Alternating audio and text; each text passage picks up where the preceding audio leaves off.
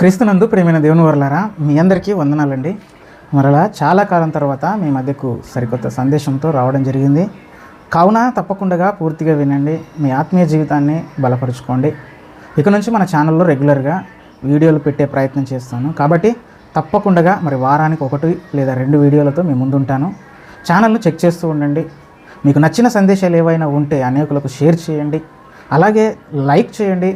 ఇవన్నీ నేను ఎందుకు అడుగుతున్నానంటే, విందురని నేను ఎవరితో మాట్లాడేదను, ఎవరికి సాక్ష్యం ఇచ్చేదను అని చెప్పి ఇర్మియా గ్రంథం 6వ అధ్యాయం 10వ వచనంలో భక్తుడు అంటాడు. అంటే నేను ఎన్ని వీడియోలు చేసినా మీరు వినకపోతే నేను పడిన కష్టం అన్నది వృధానే. మీరు ఒకవేళ చూడకపోతే, ఈ సందేశాలు వినకపోతే నేను ఎంత ప్రయాసపడినా అది ప్రయోజనం లేనిదవుతుంది. కావున తప్పకుండా మీకు నచ్చిన సందేశాన్ని తప్పకుండా లైక్ చేయండి, షేర్ చేయండి, నా కోసం ప్రార్థించండి. ఇలాగే దేవుని పనిలో మనం అందరం కలిసి ముందుకు వెళ్దామని మీకు అందరికీ మనవి చేస్తూ, ప్రియులారా, ఒక మంచి సందేశాన్ని ఈ రాత్రి కాలంలో మనం ఆలోచిద్దాం. శాపాన్ని తొలగించిన తల్లి ప్రేమ. ప్రియులారా, ఈ భూమి మీద అత్యంత విలువైన ప్రేమ ఏదైనా ఉందంటే అది తల్లి ప్రేమ.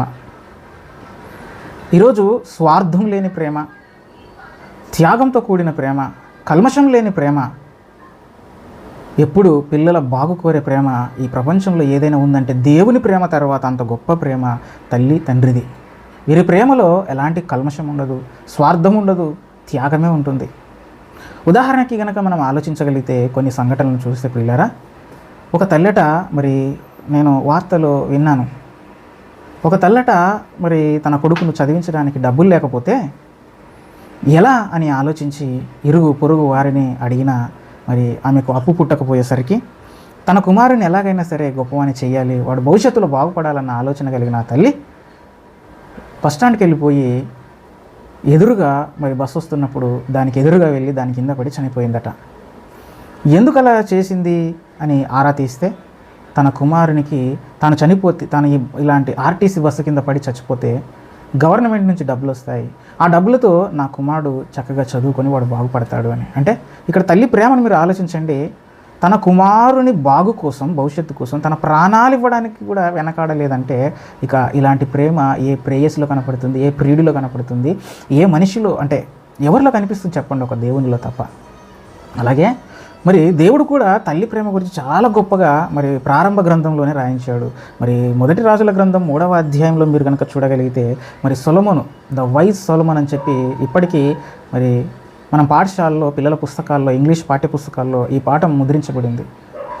సొలొమోను తెలివిని మరి చెబుతూ, ఆయన ఇచ్చినటువంటి తీర్పును గురించి చెబుతూ ఇప్పటికీ పాఠశాలలో విద్యార్థులు చదువుకుంటున్నారు. అక్కడ సొలొమోను గారు తెలివైన తీర్పు ఎలా ఇచ్చాడు అన్నప్పుడు తల్లి ప్రేమను టెస్ట్ చేయడం ద్వారా జరిగిన సంఘటన కొంతమందికి అవగాహన ఉంటుంది, కానీ తెలియని వారి కోసం చెప్తా ఉన్నాను.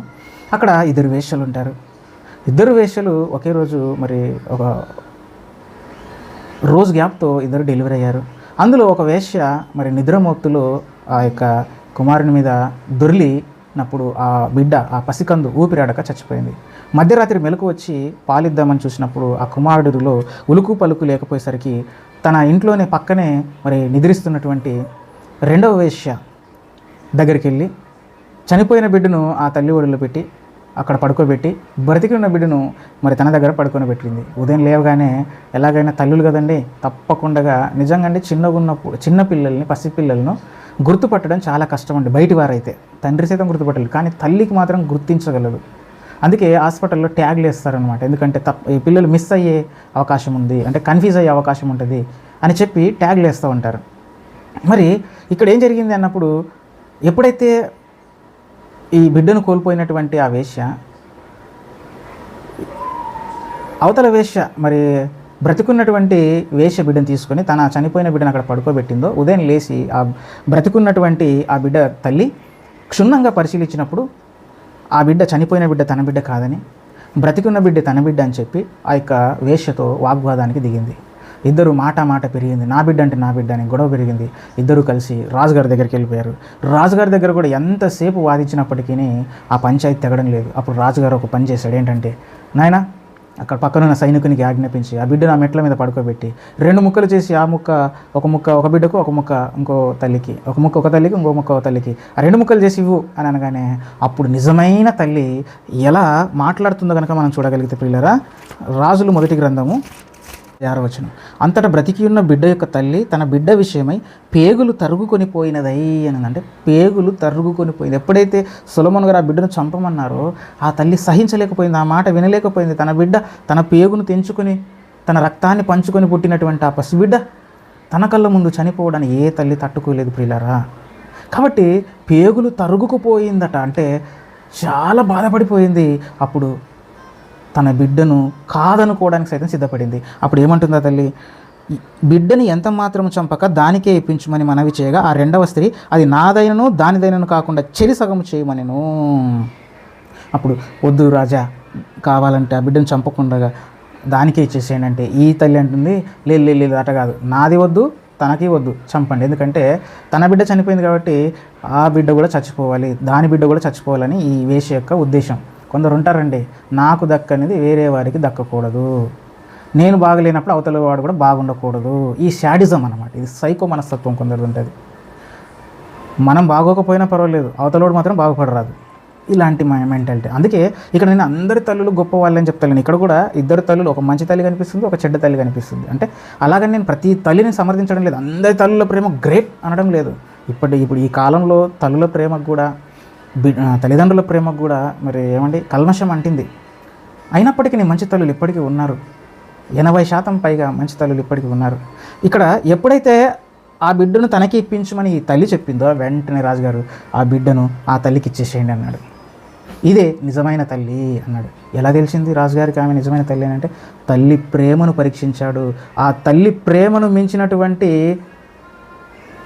గొప్ప ప్రేమ యాది లేదు, అది అందులో ఇంకా ఏది లేదు ప్రియులారా. అందుకోసమే ఆ తల్లి ప్రేమను పరీక్షించడం ద్వారా నిజమైన తల్లి ఎవరో కనుక్కున్నాడు. అంటే తల్లి ప్రేమ చాలా గొప్పది అని చెప్పడానికి ఉదాహరణ మీకు చెప్తా ఉన్నాను. అలా మరి బైబిల్లో కూడా ఒక మహా తల్లి ఉందండి, నిశ్శబ్ద విప్లవం, ఒక మాట మాట్లాడకుండా చాలా గొప్ప ఇంపాక్ట్ క్రియేట్ చేసినటువంటి ఒక తల్లి ఉంది. ఆ తల్లి గురించి మనము ఇప్పుడు నేర్చుకుందాం. దయవుంచి ఇంకొక 15 నిమిషాలు ఓపిక కలిగి మీరు వింటారని ఆశిస్తూ ఉన్నాను. సమూయేలు 2వ గ్రంథము 21వ అధ్యాయము 1వ వచనం నుంచి చదువుతాను, జాగ్రత్త వినండి. దావీదు కాలమున 3 సంవత్సరములు విడవకుండా కరువు కలగగా దావీదు యెహోవాతో మనవి చేసెను. ఇక్కడ సందర్భం ఏంటంటే, దావీదు గారి సింహాసనం అధిష్ఠించిన తర్వాత కొంతకాలానికి 3 సంవత్సరాలు కరువు వచ్చింది. ఎందుకయ్యా కరువు వచ్చిందని చెప్పి యెహోవా యొద్ద దావీదు గారు విచారణ చేసినప్పుడు దేవుడు సెలవిచ్చింది ఏమిటంటే, సౌలు రాజు యూదా ఇశ్రాయేలీలందు ఆసక్తి కలిగి గిబియోనీయులను చంపడానికి పూనుకున్నాడు. గిబియోనీయులను చంపడం మొదలుపెట్టాడు. కాబట్టి ఈ గిబియోనీయులను చంపడం ద్వారా, సౌలు అతని కుటుంబీకులు గిబియోనీయులను చంపడం ద్వారా ఈ శాపం మీ మీదకి వచ్చింది అని చెప్పి మరి వర్తమానం అంటే రాజుగారు విచారించినప్పుడు తెలిసింది. అయితే ఈ గిబియోనీయులను చంపితే ఎందుకు తప్పు, ఎందుకు శాపం వచ్చింది అని ఆలోచించినప్పుడు 2వ వచనంలో అక్కడ అంటాడు, మరి యెహోషువ గారి నాయకత్వంలో కనాను ప్రాంతాన్ని మరి ఆక్రమిస్తూ మరి వాళ్ళు ప్రయాణం అయితే వస్తున్నప్పుడు వాళ్ళకి ఎదురు తిరిగినటువంటి రాజ్యాలన్నింటినీ జయిస్తూ వస్తున్నారు. అలా జయిస్తూ వస్తున్నటువంటి ఆ సందర్భంలో యెరికో రాజును, హాయి రాజును, అలాగే మిగతా గొప్ప గొప్ప రాజులను నేలమట్టం చేస్తూ దేవుడు ఇశ్రాయేలీల పక్షాన చేస్తున్న యుద్ధాన్ని గూర్చి విని ఇక వీరిని జయించడం మా తరం కాదని చెప్పి గిబియోనీయులు ఒక కపట నాటకంతో, ఇదంతా కూడా యెహోషువ గ్రంథం 9వ అధ్యాయం 15వ వచనం 15వ వచనం నుంచి 25వ వచనం వరకు చదవగలిగితే మీకు అక్కడ కనిపిస్తుంది ఈ సందర్భం అంతా. కపటోపాయం పని ఏం చేస్తారంటే, చిరిగిన బట్టలు వేసుకొని, పాత గోనె పట్ట తీసుకొని, తర్వాత ఎండిపోయిన భక్ష్యాలు, పాత గిలిగిన చెప్పులు, అలాగే మరి పాతబడినటువంటి ద్రాక్షరస తిత్తులు వేసుకొని గాడిదల మీద ఎక్కి వీళ్ళకి ఎదురుపడి, ఏమయ్యా మీరు ఎవరనంటే, మేము చాలా దూరదేశం నుంచి వచ్చామండి, మీకు దేవుని మీరు హాయి రాజుకు చేసినటువంటిది కానీ, యెరికో రాజుకు చేసినటువంటిది కానీ, మిగతా రాజులను మీరు ఏ విధంగా ఓడించారో అవన్నీ మా చెవిన వినబడ్డాయి. అందుకే మేము భయపడి మీకు లోబడటానికి మేము వచ్చాము. మీకు లోబడి మీతో యుద్ధం చేయకుండా మీ కింద ఉండి మేము మీ కప్పం చెల్లిస్తూ మీ కింద మీ యొక్క అధికారంలో మేము ఉంటామని చెప్పి వచ్చాము అని అన్నప్పుడు, ఈ యొక్క మరి ఇశ్రాయేలీలో కొంతమంది న్యాయాధిపతులు ఆలోచించకుండా మరి వారు ఇచ్చినటువంటి ఆ యొక్క ఆహారంలో చేయి వేసి మిమ్మల్ని చంపము అని చెప్పి ప్రమాణం చేశారు. అంటే మేము దూరదేశం నుంచి వచ్చాము, మేము ఈ ప్రాంతంలో ఉండే వాళ్ళం కాదు, కావాలంటే చూడండి, మేము ఎప్పుడో ప్రయాణం చేసాం, మా చెప్పులు పాతబడిపోయాయి, మేము ఎప్పటి నుంచో ప్రయాణంలో ఉన్నాం కాబట్టి మా బట్టలు చినిగిపోయాయి, ఎప్పటి నుంచో మేము ప్రయాణం అయ్యాం కాబట్టి మా యొక్క ఆహారం కూడా చూడండి ఎండిపోయింది అని చెప్పి అనేసరికి వీళ్ళు నమ్మి మరి మాట ఇస్తారనమాట, మిమ్మల్ని చంపము, మాతో పాటు మీరు కూడా నివాసం ఉండొచ్చు అని ప్రామిస్ చేస్తారు. ఆ ప్రామిస్ని బట్టి ఇక వాళ్ళని ఎప్పుడు చంపకూడదని ఇశ్రాయేలీలో ఒక నిబంధన అన్నది చేస్తారు. కానీ ఈ నిబంధనను, ఈ ప్రామిస్ను మీరి మరి ఈ యొక్క సౌలు అతని కుటుంబీకులు ఏం చేస్తారంటే గిబియోనీలను చంపుతారు. దీనివల్ల దేవుడు ఏం చేశాడు, ఆ యొక్క మరి ఇశ్రాయేలీ యూదా ప్రాంతాల్లో కరువును తెప్పించాడు. అందుకోసం రాజుగారు విచారించినప్పుడు ఈ విషయం తెలిసింది. అప్పుడు రాజు ఏం చేస్తాడనంటే, మీరు చదవండి 21వ అధ్యాయం నుంచి మొత్తం అలా చదువుకుంటూ 14వ వచనం వరకు చదివితే ఈ విషయం అని నేను చెప్పే విషయాలన్నీ అక్కడ ఉంటాయి. అడిగినప్పుడు అప్పుడు గిబియోనీలను పిలిపించి 3వ వచనం ఉంటుంది, గిబియోనీలను పిలిపించి, నాయనా మీకోసం నేనేం చేయాలి అని అడుగుతాడు. ఈ దోష పరిహారార్థం కోసం, ఈ దోషాన్ని పరిహారం చేయాలంటే నేను మీకోసం ఏం చేయమంటారో చెప్పండి అని అన్నప్పుడు అప్పుడు వీళ్ళు అంటారు, మా కోసం మీరేం చేయాల్సిన పని లేదండి, ఇశ్రాయేలీలు ఎవరిని చంపాల్సిన పని లేదు, మీరు మాకు వెండి బంగారాలు ఇవే కూడా ఇవ్వాల్సిన పని లేదు, మరి ఏం చేయాలి అని అంటే ఒక పని చేయండి. ఏంటి? 4వ వచనంలో 5వ వచనంలో అంటారు, వారు మాకు శత్రువులై మమ్మల్ని నాశనం చేయొచ్చు, ఇశ్రాయేలీల సరిహద్దులలో ఉండకుండా మేము లయమగినట్లు మాకు హాని చేయని ఉద్దేశించిన వాని కుమారులలో 7గురిని అప్పగించము అన్నారు.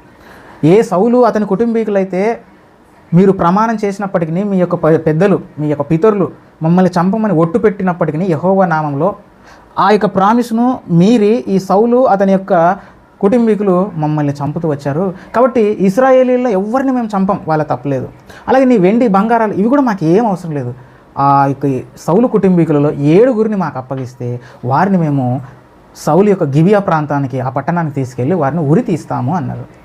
అనగానే రాజుగారు సెలవిచ్చారు. అప్పుడు ఎవరెవరిని తీసుకెళ్తున్నారు చూడండి. 8వ వచనం, అయ్యా కుమార్తె రిస్పా సౌలునొక్కనిన 2 కుమారులకు అర్మోనిని మెఫీబోషెతును. ఇక్కడ నేను శాపాన్ని తొలగించిన తల్లి ప్రేమ అనే టైటిల్తో మాట్లాడుతున్నాను కదా, ఈ తల్లి ఎవరో కాదు, రిస్పా. ఎవరేమే? రిస్పా అనే ఈ పేరుకు అర్థం రాయి అని అర్థం. నిజంగా ప్రియులారా, ఈమె రాయి ఎంతైతే కఠినంగా ఉంటుందో, ఎంత దృఢంగా ఉంటుందో, ఈమె హృదయం కూడా అంత దృఢమైనది ప్రియులారా. కష్టాలను, కన్నీళ్లను ఎదురొడ్డి వాటితో పోరాటం చేసినటువంటి గొప్ప తల్లిగా చెప్పవచ్చు. రిస్పా కనీసం ఒక మాట కూడా మాట్లాడకుండా బైబిల్లో ఆమె క్రియల ద్వారానే ఎంత గొప్పదో, నిశ్శబ్ద విప్లవం చేతనే ఆమె ఎంత గొప్పదో దేవుడు తన గ్రంథంలో ఆమె గురించి రాయించాడు పిల్లరా. ఈ రిస్పా మరి సౌలు యొక్క ఉపపత్ని. ఈమెకి 2 కుమారులు ఉన్నారు. ఎవరట? అర్మోని, అలాగే మెఫీబోషెతు. ఆ తర్వాత మిగతా 5గురు ఎవరు అన్నప్పుడు సౌలు యొక్క పెద్ద కుమార్తె అయినటువంటి మీకాలు, ఆమె యొక్క 5 మంది పిల్లలను ఈ విధంగా 7గురిని వారికి అప్పగించేశాడు. వీళ్ళు తీసుకెళ్ళి ఏం చేశారంట? 9వ వచనం, వారు ఈ 7గురిని తీసుకొని పోయి కొండ మీద యెహోవా సన్నిధిని ఉరి తీసిరి, ఆ 7గురు ఏకరీతినే చంపబడిరి. ఈ రిస్పా 2 కుమారులు, అలాగే మీకాలు యొక్క 5 మంది కుమారులు, ఈ 7 మందిని ఒకేసారి గుట్ట మీదకి తీసుకెళ్ళి ఊరేసి చంపేశారండి. ఇంకా రాజుగారు ఇశ్రాయేలీలు అనుకున్నారేమో ఇంతటితో దోష పరిహారం జరిగిపోయింది అని చెప్పి ఎవరిళ్ళకు వాళ్ళు వెళ్ళిపోయారు. కానీ ఇక్కడే తల్లి అయిన మెఫీబోషెతు, అలాగే హర్మోని యొక్క తల్లి అయిన రిస్పా మాత్రం అంతటితో ఆగిపోలేదు ప్రియులారా. ఇప్పుడు ఏం చేసిందట ఆమె? చూడండి 10వ వచనం, అయ్యా కుమార్తెయగు రిస్పా గోనె పట్ట తీసుకొని కొండపైన పరుచుకొని కోత కాలారంభం మొదలుకొని ఆకాశము నుండి వర్షం ఆ కళేబరముల మీద కురి వరకు అచ్చటనే ఉండి పగలు ఆకాశ పక్షులు వాటి మీద వాలకుండాను, రాత్రి అడవి మృగములు దగ్గరకు రాకుండాను వాటిని కాస్తూ ఉంది. ఏం చేస్తుందట ఆమె? ఎప్పుడైతే తన పిల్లలు, తన కడుపున పుట్టిన పిల్లలు, ఏమండి ఎంత కష్టమండి, భర్త లేడు, నానే బంధువులు కూడా ఉన్నారో లేరో తెలియదు, ఒకవేళ ఉంటే కూడా వాళ్ళందరినీ వదిలిపెట్టేసింది, అడవిలోకి వెళ్ళిపోయిందండి ఈ తల్లి. ఒక గోనె పట్ట తీసుకునిందట, అడవిలోకి తన పిల్లల శవాలు ఎక్కడైతే ఊరి తీశారో అక్కడికి వెళ్ళిపోయిందట. ఆ గుట్ట మీద, ఆ బండ మీద ఆ యొక్క గోనె పట్ట పరుచుకొని రాత్రి పగలు అక్కడే నిద్ర, అక్కడే తిండి. ఎందుకు అక్కడే కూర్చునింది అని అంటే, తన పిల్లల శవాలను ఏ ఆకాశ పక్షి తింటుందో, ఏ అడవి మృగం వచ్చి నా పిల్లల శవాలను తినేస్తుందో అని చెప్పి, ఏమండి ఎంత త్యాగానికి ఒడిగట్టింది ఈ తల్లి. ఏమండి ఎంత ధైర్యం.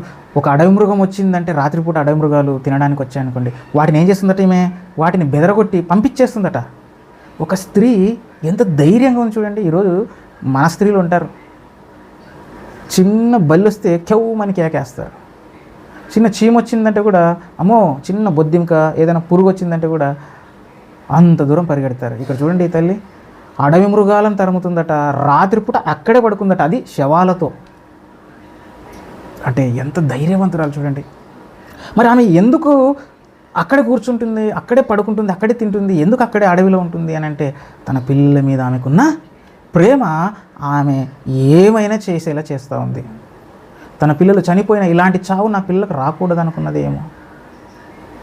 వెళ్ళి అక్కడే పడుకుంటుందట, అక్కడే తింటుందట రాత్రి పగలు. ఎప్పటి నుంచట, కోతకాలపు యవల కోత ఆరంభము అని ఉంటుంది చూడండి. వాళ్ళు ఎప్పుడు మరణించారంటే యవల కోత ఆరంభమందు అని మనకు అక్కడ బైబిల్లో రాయబడి ఉంటుంది. యవల కోత ఆరంభ కాలం అంటే ఎప్పుడు తెలుసా? మరి ఇశ్రాయేలు యొక్క భౌగోళిక స్థితిని బట్టి ఆలోచించినప్పుడు యవల కోత ఆరంభము అన్నది ఏప్రిల్లో ప్రారంభమవుతుందంటండి. బార్లీ ఏప్రిల్లో వాటి కోత ఆరంభమైతే మరలా ఆకాశం నుంచి మంచు కురిసేంత వరకు, మంచు కురవడం అంటే వర్షం, ఈ యవల కోత అన్నది ఏప్రిల్ నెలలో అంటే వేసవి కాలంలో ప్రారంభమైతే ఈమె అక్కడ ఉండడం వేసవి కాలం అంటే ఏప్రిల్ నెలలో ఆరంభిస్తే మీకు అర్థం అవ్వడానికి చెప్తున్నాను. మన క్యాలెండర్ ప్రకారం వేసవి కాలంలో అంటే ఏప్రిల్ నెలలో ఆమె అక్కడికి వెళ్ళిపోయింది. ఎంతవరకు ఉందట? ఆకాశం నుంచి మంచు కురియ వరకు. ఆకాశం నుంచి మంచు ఎప్పుడు కురుస్తుందంటే మరి ఇశ్రాయేలు దేశంలో సెప్టెంబర్ అక్టోబర్ నెలలటండి. అంటే ఏప్రిల్ నెల నుంచి ఎన్ని నెలలు ఉంది ఆమె అక్కడ? ఏప్రిల్, మే, జూన్, జూలై, ఆగస్ట్, సెప్టెంబర్, దగ్గర 6 నెలలు తన పిల్లల శవాలను కాపలా కాస్తూ ఉందంటే ఏంటండి ఆ తల్లి ప్రేమ? ఏమంటే 6 నెలలండి. 6 నెలలు తన పిల్లల్ని ఏ ఆకాశ పక్షి ముట్టకూడదని, ఏ జంతువు తన పిల్లల శవాలను ముట్టకూడదని కాపలా కాస్తుందటండి ప్రియులరా. ఏమండి నిజంగా అలాంటి పరిస్థితి శత్రువు కూడా రాకూడదు ప్రియులరా. తన బిడ్డలు తన కళ్ళ ముందు తీసుకెళ్ళి ఏమండి అనారోగ్యం వచ్చి చనిపోలే, యాక్సిడెంట్లోనో చనిపోలేదు.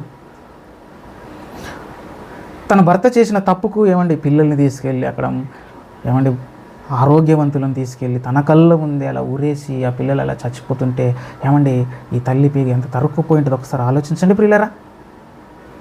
అయితే ఈమె ఈ విధంగా మరి ఆ యొక్క శవాలను కాయడం వెనక ఆ ప్రేమే కాదు, ఆ ప్రేమ వెనక దేవుని సంకల్పాన్ని కూడా ఆమె నెరవేర్చే ప్రయత్నం చేసింది. ఆమె ప్రేమ వెనుక ఆ యొక్క కాపలా కాయడం వెనుక దేవుని సంకల్పం ఉందా? అవును. ఎందుకు ఆమె అలా కాపలా కాసిందో తెలుసా? ఎందుకు కాసిందని చూడండి ప్రియులరా. ద్వితీయోపదేశ కాండము 21వ అధ్యాయం 22వ వచనం కనుక మనం చూస్తే, మరణశిక్షకు తగిన పాపం ఒకటి చేయగా అతన్ని చంపి మ్రాను మీద వ్రేలాడదీసినడలా అతని శవము రాత్రి వేళ ఆ మ్రాను మీద నిలవకూడదు. ధర్మశాస్త్రంలో మోషే గారు రాసిన మాట ఏంటంటే, ఎవరైనా ఒకరు తప్పు చేస్తే వాళ్ళని మీరు కనుక మాను మీద ఉరి తీశారనుకోండి, చంపారనుకోండి, సాయంకాలం కల్లా ఆ శవాన్ని దించి సమాధి చేయాలి.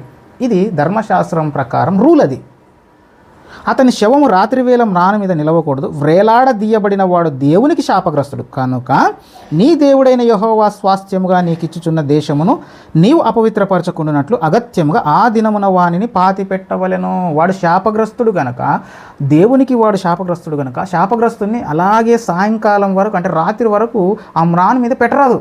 వెంటనే దించి సమాధి చేయాలి. లేకపోతే ఆ శాపం అలాగే ఆ దేశం మీద ఉంటుంది. శాప పరిహారం జరగదు, దోష పరిహారం జరగదు. ఎందుకంటే మ్రాను మీద వేలాడదీయబడిన వాడు శాపగ్రస్తుడు. కాబట్టి సాయంకాలం కల్లా తీయాల. కానీ తీయకుండా ఈ విషయాన్ని మరి మర్చిపోయారో ఏమో కానీ తెలియదు. దావీదు గారు అలాగే ఇశ్రాయేలీయులు పని అయిపోయింది అనుకొని ఎవరి పనుల్లో వాళ్ళు ఉండిపోయారు. 6 నెలల వరకు వాళ్ళకి గుర్తే రాలేదు. కానీ ఆ తర్వాత ఆ నోట ఈ నోట మరి యొక్క రిస్పా చేస్తున్నటువంటి ఈ పని, తన పిల్లల శవాలను కాస్తున్నటువంటి ఈ వార్త రాజుగారి చెవిన పడిందండి.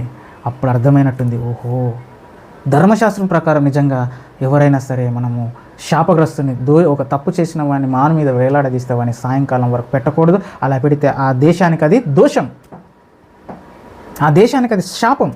కాబట్టి సమాధి చేయాలన్న విషయం గుర్తుకొచ్చిందేమో. చూడండి ఒకసారి మరలా 11వ వచనం. అయ్యా కుమార్తెకు రిస్పాను సౌలు ఉపపత్ని చేసిన దావీదునకు వినపడింది. ఈమె చేసిన ఏమండి మౌనంగానే ఉద్యమం చేసింది ప్రియులారా. మౌనంగా ఒక్క మాట కూడా మాట్లాడకుండా తన యొక్క క్రియ ద్వారా దావీదు గారికి మరలా తన కర్తవ్యాన్ని గుర్తు చేసింది ప్రియులారా ఈ తల్లిగారు. అంటే మనము మన పిల్లల్ని ప్రేమిస్తే ఏమండి, మన ప్రేమ దేవుని సంకల్పానికి అడ్డు కాకూడదు. నీవు నీ పిల్లల్ని ప్రేమిస్తే ఆ ప్రేమ నీ పిల్లల ద్వారా దేవుని సంకల్పాన్ని నెరవేర్చేదిగా ఉండాలి. కొంతమంది తల్లులు ఉంటారు, వారి పిల్లలను అతిగా ప్రేమించడం ద్వారా ఆ ప్రేమ చేత కనీసం దేవుని పని చేసేవారిగా కూడా తయారు చేయడం లేదు. పిల్లల్ని ప్రేమిస్తున్నారు కానీ భక్తిలో పెంచరు. ఎప్పుడైతే దావీదు పోయి ఈ యొక్క విషయం తెలిసిందో దానికి మరి సౌలు గారి ఎముకలను, యోనాతారు గారి ఎముకలను, అలాగే 7 మంది సౌలు కుమారుల ఎముకలను తెచ్చి ఏమండి సమాధి చేశారు. రాజు ఇలాగు చేసిన తర్వాత దేశము కొరకు చేయబడిన విజ్ఞాపనమును దేవుడు అంగీకరించెను. అంటే రిస్పా చేసిన ఈ పని వల్ల దేవుని యొక్క సంకల్పం నెరవేరింది. ఒక దేశం యొక్క శాపం తొలగించబడిపోయింది. దావీదు గారు అనుకున్నారు, గిబియోనీలకు అప్పగిస్తే చాలు, ఇక నా పని అయిపోయింది, వాళ్ళు చంపితే దోషం పరిహారం అవుతుంది అని అనుకున్నాడు. కానీ అది కాదు. ఇక్కడ రిస్పా ఏం చేసింది, తన పిల్లల శవాలను కాయడం ద్వారా ఇదిగో మాను మీద వేలాడదీయబడిన వాడు శాపగ్రస్తుడు కనుక వాని ఎముకలను తప్పకుండా పాతి పెట్టబడాలి అన్న ఆ దేవుని ఆజ్ఞను దావీదు గారికి తన నిశ్శబ్ద విప్లవం ద్వారా, తన నిశ్శబ్ద యుద్ధం ద్వారా ఏమండి ఇశ్రాయేలీల సమాజానికి అలాగే దావీదు గారికి గుర్తు చేసింది ప్రియులారా.